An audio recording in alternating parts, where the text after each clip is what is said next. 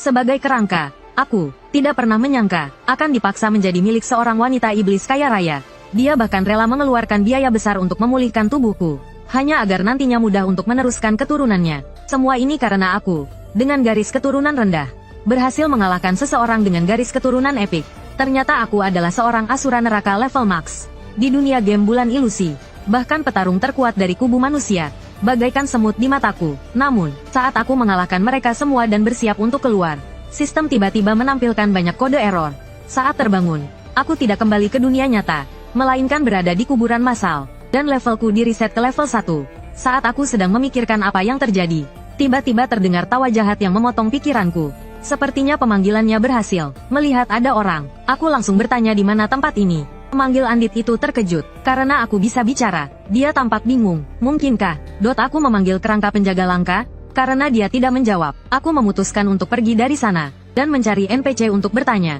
Melihat tindakanku, dia langsung marah besar. Dia tidak terima makhluk yang dipanggilnya. Mengabaikannya, dia mulai merapalkan mantra. Tiba-tiba, rantai besi tak terhitung jumlahnya muncul dari formasi di belakangnya, dan langsung mengikatku, membuatku tak bisa bergerak. Lalu dia mengulurkan tangannya, ingin menghapus kesadaranku, dan menjadikanku budak yang setia. Tiba-tiba, sesosok raksasa jatuh dari langit. Gelombang kejut yang dahsyat melemparkanku. Adegan selanjutnya, membuatku terkejut. Makhluk raksasa dengan 3 tanda tanya di atas kepalanya berjalan melewatku. Di bawah kakinya tergeletak tubuh pemanggil Andit itu. Melihat ini, aku langsung tahu aku bukan di desa pemula. Dari roh pemandu, aku mengetahui bahwa ini adalah tempat asal semua bos tingkat tinggi di game bulan ilusi, dan juga area paling berbahaya. Untungnya, titik misi terdekat tidak terlalu jauh. Dengan panduan roh, akhirnya aku tiba di kota Bulan Darah. Melihat antrian panjang untuk masuk kota, aku bingung, mengapa mereka tidak masuk lewat pintu kecil di sebelah kanan. Dengan cerdasnya, aku langsung masuk lewat pintu itu. Ternyata, setelah masuk, aku baru menyadari, di dalamnya sedang berlangsung turnamen hidup mati. Para peserta, semuanya adalah petarung hebat, dan aku, tanpa sengaja, terlibat dan ikut bertanding. Melihat levelku hanya 1, semua orang menganggapku hanya umpan. Pembawa acara kemudian mengumumkan aturan pertandingan. Karena salah satu peserta hanya level 1, maka, level semua peserta di pertandingan ini disesuaikan menjadi level 10. Para peserta bebas memilih kelas. Tanpa ragu, aku memilih assassin. Lagi pula, aku dulu dikenal sebagai assassin nomor 1 di seluruh server. Pembawa acara kemudian mengumumkan hadiah pertandingan. Peserta yang menunjukkan performa luar biasa berkesempatan untuk menjadi murid dari 2 orang terkuat di kota Sueyu. Yang pertama adalah Zhuang Huaisui, pemimpin Beiyatang yang terkenal. Yang kedua adalah Wu Yue, wanita tercantik di kota Sueyu. Satu-satunya muridnya adalah Han Yixiao, pemegang 10 kemenangan beruntun di Feng Yuntai. Mendengar ini, hatiku bergetar. Ternyata kakakku. Akhirnya aku menemukan petunjuk tentang kakakku. Dulu, kakakku menghilang sepenuhnya setelah memasuki game ini.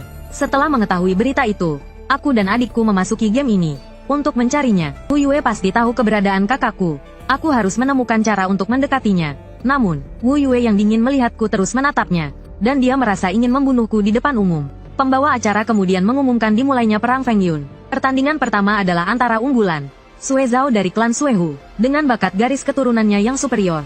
Dia mengalahkan lawannya hanya dengan 1 serangan biasa. Penyihir pedang besar, Bei Lei, di pertandingan kedua juga tidak kalah kuat. Hanya dengan 1 tebasan, dia membelah lawannya menjadi 2. Iblis berpedang ganda, GR, di pertandingan ketiga, juga dengan mudah memenangkan pertandingan. Yang mengejutkan semua orang, pemenang pertandingan keempat adalah aku, Skeleton yang dianggap remeh. Selanjutnya adalah semifinal ronde kedua. Lawanku adalah Iblis berpedang ganda, GR. Begitu dia naik ke atas panggung, dia langsung menyuruhku untuk menyerah. Sampah sepertimu tidak pantas untuk kulawan. Karena aku sedang memikirkan cara untuk menaklukkan Wu Yue, aku tidak memperhatikan ocehannya. Melihat aku tidak berniat menyerah, sudut bibirnya terangkat. Kau telah kehilangan satu-satunya kesempatan untuk hidup. Tapi jangan khawatir, aku akan membuatmu mati dengan cepat. Dia kemudian menggunakan cross slash dan melesat ke arahku, menebaskanku dengan pedangnya. Namun, aku dengan mudah menghindarinya. GR mengira aku hanya beruntung. Dia kemudian mengumpulkan kekuatan di kedua tangannya. Detik berikutnya, 2 tebasan energi pedang yang mengerikan melesat ke arahku. Namun, aku kembali menghindarinya dengan mudah. Melihat ini, pembawa acara terkejut. Bagaimana peserta remeh ini bisa melakukannya?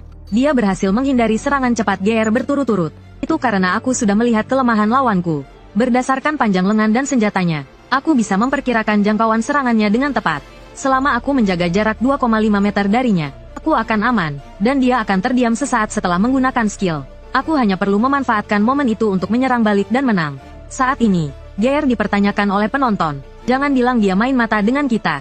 Kan, kenapa dia bahkan tidak bisa mengalahkan skeleton kecil? Mendengar ini, GR langsung murka. Dia ingin sekali mencabik-cabikku. Tiba-tiba dia melompat, melancarkan tebasan kilat ke arahku. Namun, tindakannya persis seperti yang kuharapkan. Aku memanfaatkan kesempatan ini dan menggunakan keahlian komet menyerang. Dengan begitu, iblis berpedang ganda, GR, pun tumbang. Melihat kejadian ini, pembawa acara terlalu terkejut untuk berbicara, dan sorak-sorai riuh pun terdengar dari penonton. Aku tidak mendapatkan pengakuan dari dua orang kuat kota bulan darah. Mereka hanya berpikir aku sedikit lebih pintar. Lagi pula, di mata mereka, keturunan ras tengkorak adalah yang terendah. Saat ini, di sisi lain arena, pertarungan antara Cakar Darah dan Bere sedang berlangsung. Bere terlihat memegang pedang raksasa, berubah menjadi aliran air yang menerjang Cakar Darah. Namun, Cakar Darah tidak menghindar, membiarkan pedang raksasa itu menebasnya. Tepat saat Bere mengira dia akan berhasil, Cakar Darah tiba-tiba mengejek sambil tersenyum. Perbedaan garis keturunan adalah jurang yang tak bisa kau lewati. Begitu kata-katanya selesai, pedang raksasa Bere digigit oleh giginya.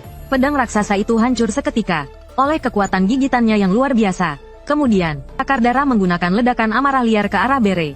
Melihat Bere terbaring di tanah tak bernyawa, Cakar Darah langsung menyombongkan diri. Kukira kau punya sedikit kemampuan, ternyata kau juga sampah. Melihat kesombongannya, aku jadi tertarik padanya, dan merasa dia sedikit layak untuk dilatih. Tapi Wu Yue berpikir dia bahkan tidak pantas menjagaku. Saat ini, aku menatap Cakar Darah dan termenung. Senjata yang dibagikan secara seragam seharusnya tidak mudah rusak, kecuali atribut singa ini jauh di atas rata-rata. Saat itu, Cakar Darah mengalihkan pandangannya padaku, dan memprovokasi, sampah rendahan. Apa kau takut untuk naik ke atas panggung? Tuan besar ini belum puas bermain. Aku tahu betul jika melawannya, kemungkinanku untuk menang hampir nol. Tapi jika aku tidak memenangkan pertandingan ini, aku tidak akan bisa mendekati wanita itu, dan mendapatkan petunjuk tentang kakakku. Namun, Wu Yue juga berharap aku terus bertarung. Setelah berpikir sejenak, aku memutuskan untuk naik ke panggung dan bertarung. Melihat aku berani naik ke atas panggung, Cakar Darah tertawa terbahak-bahak. Makhluk rendahan memang bodoh. Terpancing dengan mudahnya, aku akan menggigit tulangmu satu persatu, dan menjadikannya makanan penutup untuk merayakan kemenanganku. Mendengar ini, mataku menyipit. Sepertinya kemampuan menggonggongmu juga lumayan. Setelah mengatakan itu, aku melesat ke arahnya seperti kilat. Melihat ini, Cakar Darah tetap berdiri di tempatnya tanpa menghindar, dan mengejek kecepatanku yang bahkan tidak secepat Bere. Tetapi tepat saat dia mengulurkan tangan untuk menghalangiku, aku berteleportasi ke belakangnya. Namun, gerakan secepat kilat ini masih tertangkap olehnya. Dia langsung membungkuk dan menghindari seranganku. Gagal menyerang, aku segera menjauh. Sedetik kemudian, serangan cakar miring datang. Untungnya aku berhasil menjaga jarak, dan nyaris menghindari serangan itu. Bahkan kecepatanku, keahlianku terbaik, sama sekali tidak diuntungkan. Semua atributnya mungkin jauh lebih tinggi dariku. Namun, Cakar Berdarah menyadari, ada luka di wajahnya. Dia tidak terima dilukai oleh makhluk rendahan. Jadi, tanpa ragu dia menggunakan kartu andalannya, meningkatkan kecepatan, kekuatan, dan peluang kritisnya sebesar 20% selama 15 detik. Melihat ini, Wu Yuan tanpa sadar menantikan penampilanku selanjutnya. Gerakan Cakar Berdarah memicu ledakan dahsyat. Dalam sekejap mata, dia sudah ada di depanku. Tidak sempat bereaksi. Aku buru-buru menangkis dengan belatiku.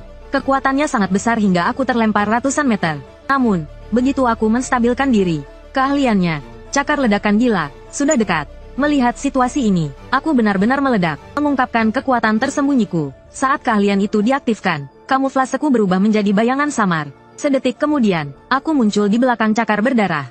Aku menunggu momen ini. Kukira, kau tidak bisa berbalik saat menggunakan keahlian ini, kan? Tapi Cakar Berdarah tertawa. Rencanamu bagus, tapi sayang, tidak mempan padaku.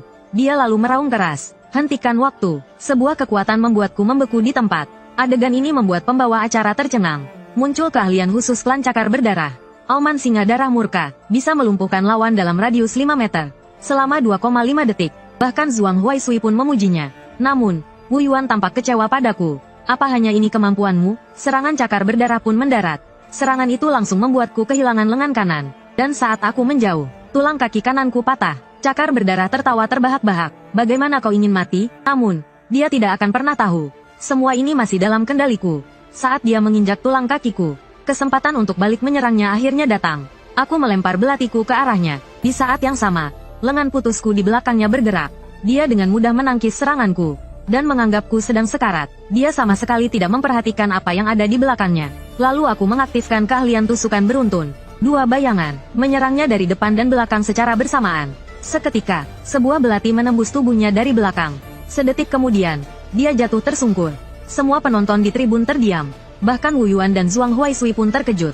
Saat ini, Akar berdarah memohon bantuan kepada orang-orang di luar arena. Namun, saat aku mengangkat tanganku untuk menghabisinya, Zhuang Huaisui di atas panggung tiba-tiba mendengus dingin. Dalam sekejap mata, Kungfu berdiri di depan Cakar berdarah. Dia perlahan mengangkat tangan kanannya, lalu menggenggamnya pelan. Tiba-tiba tubuhku dihancurkan oleh kekuatan yang mengerikan. Dalam sekejap, yang tersisa hanyalah tengkorakku. Tiba-tiba, sebuah tangan yang lembut menghentikan kekuatan yang menghancurkanku. Wu Yue menggenggam tubuhku yang hancur di tangannya. Pada saat yang sama, energi gelap berkumpul di ujung jarinya. Ini adalah salah satu jurus andalannya, jari langit biru. Saat dia menjentikkan jarinya, seberkas sinar gelap yang mengerikan melesat keluar. Sinar itu langsung membuat lubang besar di dinding arena. Dan saat ini, Ting Huaisui menjadi sangat terluka. Bahkan lengan kanannya juga terluka parah.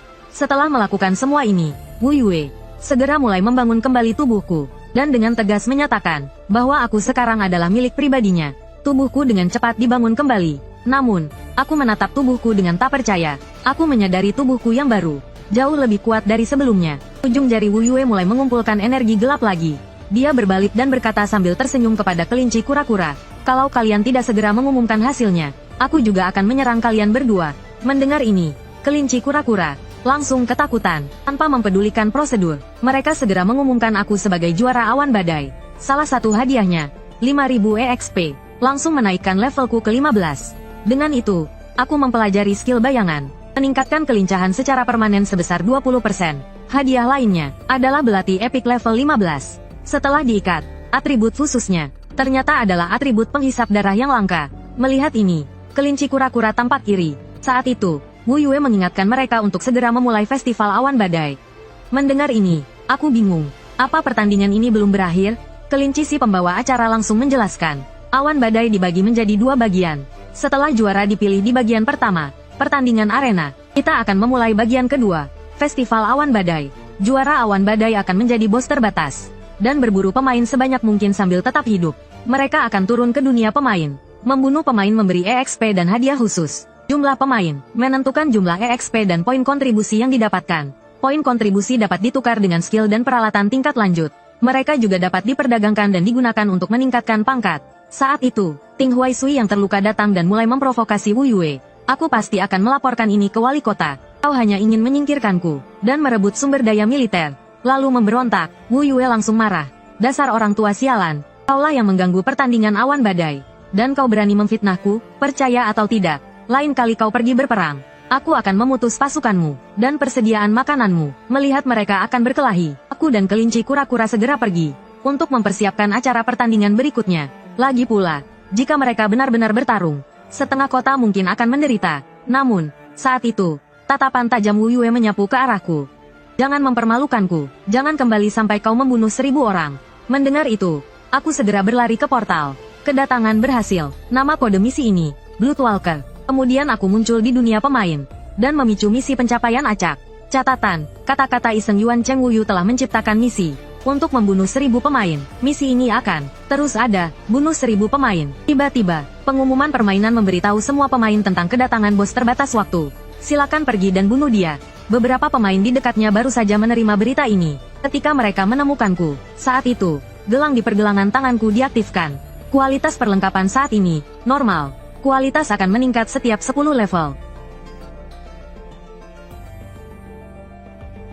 Anda memperoleh skill Hunter's Wind, memberikan 4 tebasan cepat pada target, masing-masing dengan kerusakan fisik 110%, 120%, 130%, dan 150%. Jika target menerima total kerusakan fisik 510%, tebasan akan dipertahankan. Jika target terkena skill ini, tebasan akan dipertahankan dan secara otomatis menyerang target musuh acak dalam jarak 10 meter. Serangan akan berlanjut pada target acak. Serangan akan berlanjut ke target musuh acak. Untuk setiap musuh yang dibunuh oleh skill ini, pasif skill dapat menambahkan tebasan tambahan dengan kerusakan 150%. Setelah membaca deskripsi skill, aku langsung punya ide. Selama aku menurunkan HP banyak musuh, lalu menggunakan skill ini, dengan kerusakan yang menumpuk, ini akan menjadi skill AW tingkat dewa. Tiba-tiba, beberapa pemain menyerangku bersamaan. Jadi, aku mulai menguji ideku pada mereka. Pertama, Aku menyerang mereka dengan serangan normal, lalu menggunakan skill Hunter's Wind. Keempat pemain itu langsung terbunuh oleh skillku. Pada saat yang sama, aku mendapatkan 400 EXP dan 4 poin kontribusi.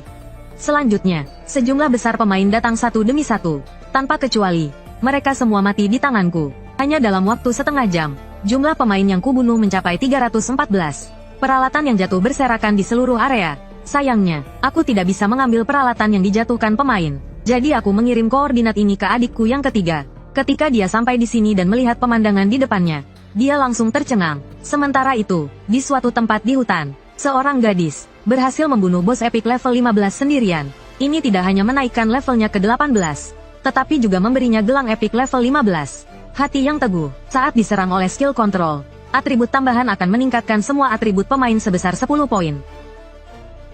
Ada peluang 20% untuk meningkatkan resistensi sebesar 20 poin. Aku, yang bersembunyi di kegelapan, terkejut melihat ini.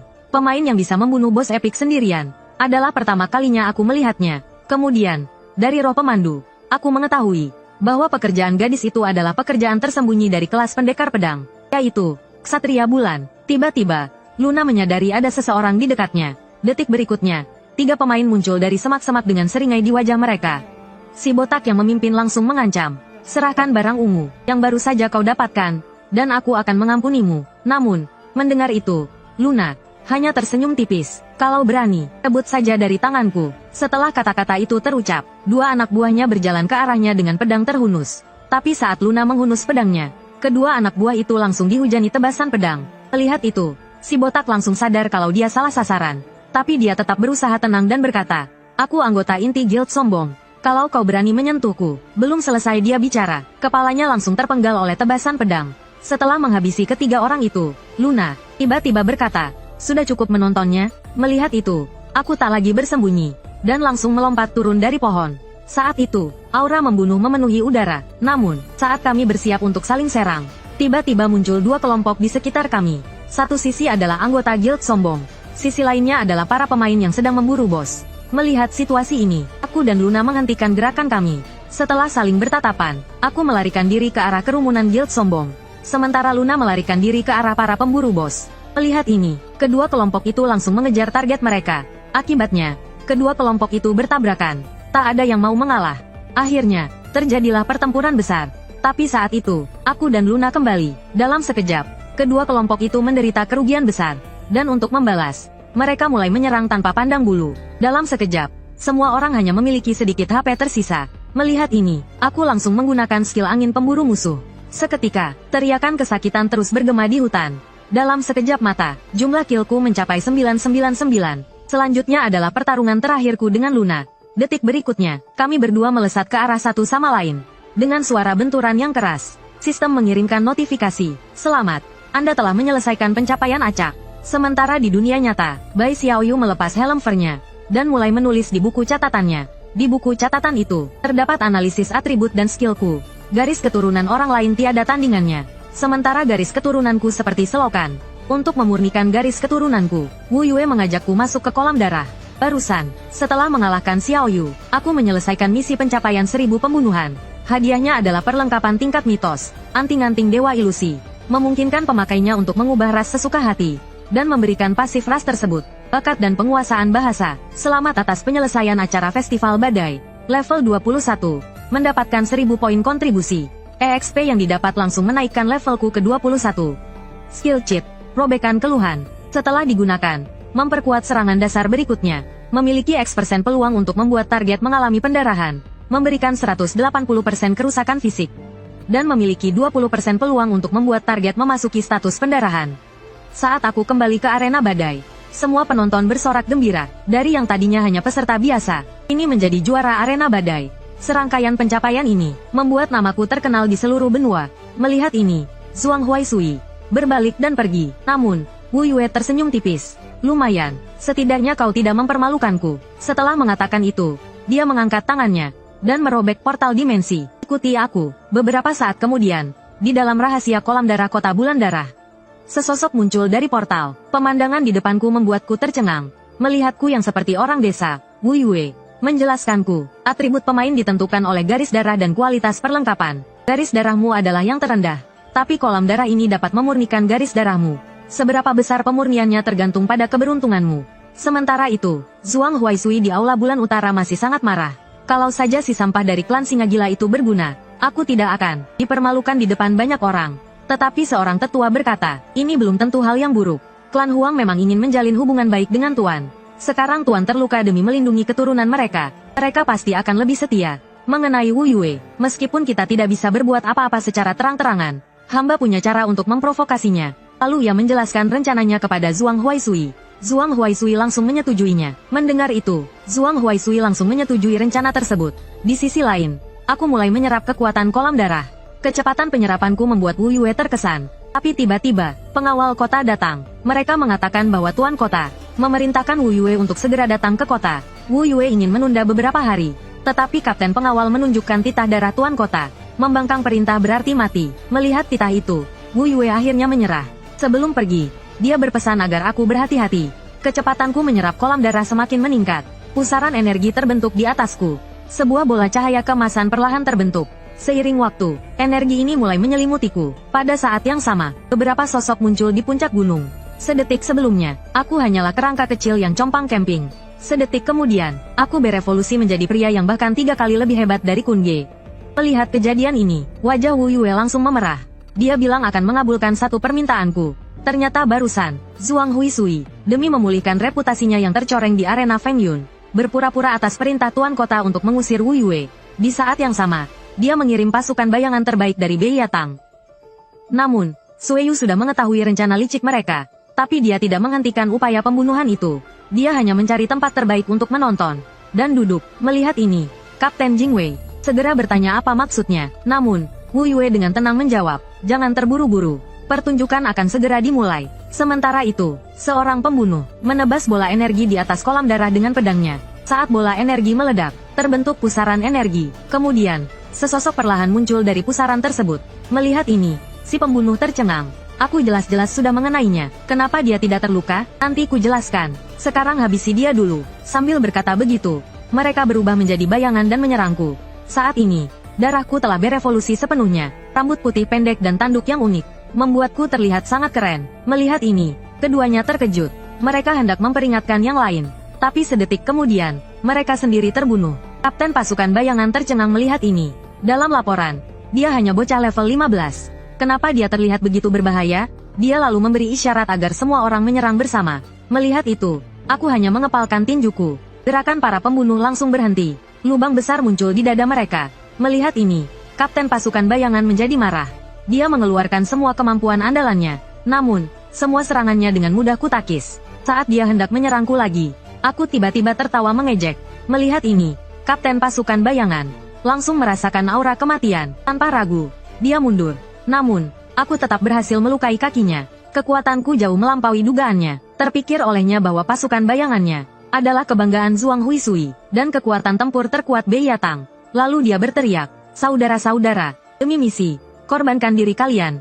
Sedetik kemudian, mereka menusukkan senjata mereka ke tubuh mereka sendiri. Bersamaan dengan itu, kekuatan pengorbanan mereka menyatu ke dalam tubuh kapten pasukan bayangan. Melihat ini, aku dengan tenang mengaktifkan Anting Huansen. Tubuhku mulai berubah menjadi bentuk kerangka. Saat itu, serangan kapten pasukan bayangan sudah sangat dekat. Namun, dalam bentuk kerangka, aku dengan mudah menghindari serangan fatal itu. Lalu, memanfaatkan celah dalam serangannya, aku menebasnya secara horizontal. Dengan ini, seluruh pasukan bayangan tumbang. Saat itu, sepasang tangan giok bertepuk tangan di sampingku. Sepertinya garis darahmu telah meningkat secara signifikan. Para pembunuh ini semua adalah bawahan Zhuang Huaisui. Sekarang kau telah menyelesaikan ujianku. Dan orang-orang yang menyuruhku pergi sudah kuurus. Tiba-tiba, Wu Yue melihat sesuatu yang menarik padaku. Wajahnya langsung memerah. Aku baru menyadari bahwa aku bertarung telanjang bulat. Aku segera menutupi tubuhku dengan tangan. Wu Yue berkata dengan menggoda, kabulkan satu permintaanku. Dia bilang apapun akan dia lakukan. Tapi aku hanya ingin tahu kabar seseorang. Wu Yue tampak sedikit kecewa mendengarnya. Tapi dia tetap memberitahuku, Han Yixiao sudah tiada. Meskipun dia sangat kuat, dia hanya punya satu murid. Sekarang, San menyukai kerangka kecilku yang compang camping ini. Sebagai hadiah karena aku berhasil mengembangkan garis keturunan tingkat tinggi, dia berjanji akan mengabulkan satu permintaanku. Tapi, aku hanya ingin tahu kabar kakakku, Han Yixiao. Mendengar ini, Wu Yue tampak sedikit kecewa. Dia sudah tiada. Kata-kata itu terucap. Udara di sekitar seolah membeku. Setelah beberapa saat, aku bertanya apa yang terjadi. Tapi dia tidak menjawab, malah terlihat tidak sabar. Ini pertanyaan keduamu. Aku berbalik dengan sedih. Hendak pergi. Melihat itu, Wu Yue buru-buru berkata. Akan ku jawab. Tapi kau harus menjawab pertanyaanku dulu. Sejak mendengar nama Han Yixiao di Feng Yuntai, kau terus memperhatikanku. Apa kau berjuang mati-matian untuk menang? Hanya untuk mencari tahu tentang muridku? Kau benar, dia kakakku, bukan kakak kandung, tapi lebih dari saudara. Sejak kecil, dia selalu menjaga aku dan adikku. Tapi sejak dia masuk game ini, dia menghilang dari dunia nyata. Aku masuk game ini, untuk mencarinya, bagaimanapun caranya. Wu Yue terdiam sejenak. Dia teringat, muridnya pernah meminta 2 set perlengkapan. Katanya untuk kedua adiknya di rumah. Memikirkan itu, hatinya yang dingin terasa hangat. Dia pun menceritakan tentang Han Yixiao. Setelah mengalahkan Raja Ksatria, dan menciptakan legenda di Feng Yuntai, dia masuk ke festival Feng Yun seperti biasa. Tapi kali itu, dia tidak pernah kembali. Tidak ada yang percaya itu benar. Setelah mencari kemana-mana, aku baru tahu, tempat terakhir dia terlihat adalah Wujian Lianyu. Mendengar itu, aku bertanya penuh semangat apakah dia bisa membawaku ke sana. Wu Yue menghela nafas. Aku tidak bisa mengirim ke sana. Dunia itu, terisolasi oleh kekuatan misterius. Bahkan Wu Yue dengan kekuatannya saja tidak bisa masuk secara paksa. Aku langsung curiga dengan Wen Yan. Tempat itu mungkin peta khusus di dalam game. Jadi aku memanggil Cece untuk mencari informasi tentang penjara tanpa akhir. Hasilnya, semua pencarian gagal. Melihat situasi ini, aku langsung panik. Aku segera beralih ke mode input manual untuk mencari di database. Sekarang, aku tahu lokasi terakhir kakak di dalam game. Dan waktu terakhir dia offline. Selama aku tahu lokasi penjara tanpa akhir, aku pasti bisa menemukan kakak. Aku segera menyelesaikan operasinya. Setelah aku memasukkan kata sandi, banyak kode muncul di hadapanku, termasuk kode peta penjara tanpa akhir. Tapi tingkat kerumitan kode ini, belum pernah kulihat sebelumnya. Meskipun begitu, aku tetap mencoba mengubah kode tersebut secara paksa. Peringatan intrusi ilegal muncul di layar, memperingatkanku bahwa aku akan dikeluarkan secara paksa. Kemudian semua kode asli ditulis ulang. Aku menatap semua ini dengan tak percaya. Tapi Wu Yue berpikir, aku hanya tidak percaya dengan apa yang dia katakan. Itu saja yang aku tahu. Kalau tidak percaya, kau bisa mencarinya sendiri. Kejadian yang baru saja terjadi, membuatku curiga kalau perusahaan gamenya yang bermain curang. Sepertinya aku hanya bisa mencari tahu dengan pergi ke dunia itu. Jadi aku bertanya pada Wu Yue, selain teleportasi, adakah cara lain untuk masuk ke dunia itu? Mendengar keinginanku untuk pergi ke dunia pemain, Wu Yue segera menasihatiku untuk tidak terburu-buru. Untuk pergi ke dunia pemain, tidak hanya perlu menyelesaikan medan perang khusus Feng Yunjie, tetapi juga ada batas waktunya. Bahkan kakakmu, Han Yixiao, yang telah berevolusi 2 kali di kolam darah, tidak bisa kembali dari ruang khusus itu. Apalagi kau sekarang, saat aku sedang mempertimbangkan untuk mengambil risiko. Tiba-tiba Peri Cece memberitahuku, ada cara lain untuk masuk ke dunia pemain. Aku segera memberitahu Wu Yue, dan berpamitan padanya, karena kau bersikeras. Jangan lupakan aku saat kau sampai di sana. Aku akan selalu menunggu kabar baik darimu di sini. Sementara itu, di dunia pemain, sebuah ledakan dahsyat langsung membunuh beberapa monster. Dan yang melepaskan skill itu adalah adik ketiga, Afei. Ternyata dia sedang naik level bersama 3 gadis. Ketiga gadis itu memanggilnya Kak Afei terus-menerus. Membuatnya sangat senang. Dia juga mendengar dari mereka, bahwa pedagang pembeli peralatan ada di dekat sini. Jadi dia mengikuti 3 gadis itu, untuk mencari pedagang tersebut. Namun, di tengah jalan, mereka dikepung oleh sekelompok pemain. 3 orang yang memimpin melihat Afei, seperti melihat domba gemuk. Lagi pula, Afei dulu sendirian, menelan peralatan ratusan orang. Melihat situasi ini, Afei segera melindungi ketiga gadis itu di belakangnya. Namun, sedetik kemudian, ketiga gadis di belakangnya menunjukkan tatapan ganas. Kemudian, 3 serangan dahsyat menghantam punggungnya. Saat itu dia baru mengerti, semuanya adalah jebakan yang dibuat oleh ketiga gadis itu. Mereka semua adalah anggota Guild Muka. Ketiga gadis itu bertindak sebagai umpan untuk memancing ikan besar. Lalu, mereka merampas semua perlengkapan dan koin emasnya. Mengetahui kebenarannya, Afei langsung mengamuk. Menipu uang boleh saja, tapi menipu perasaanku tidak bisa dimaafkan.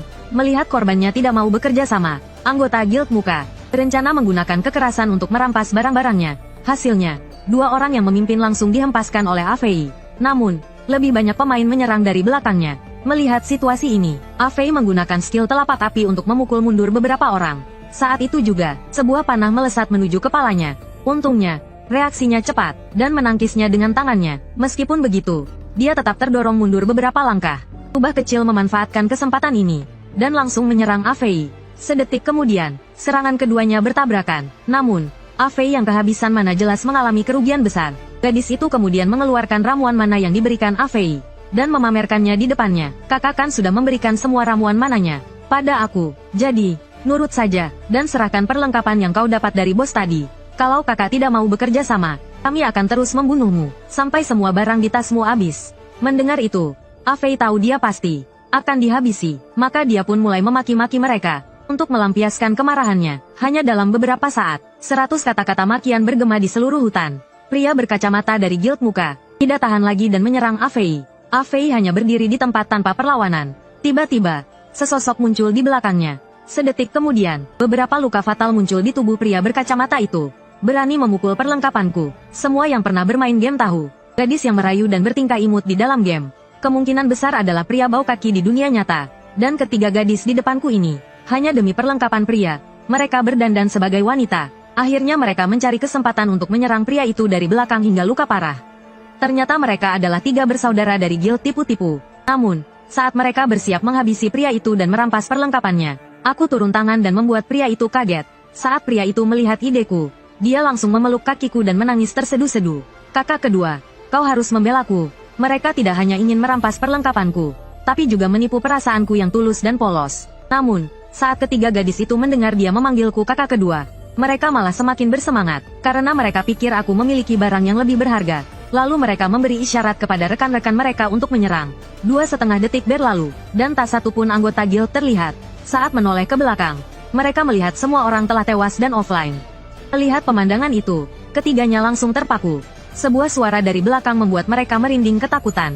Ku dengar kalian mau melawan guruku, kenapa sekarang malah mematung ketakutan?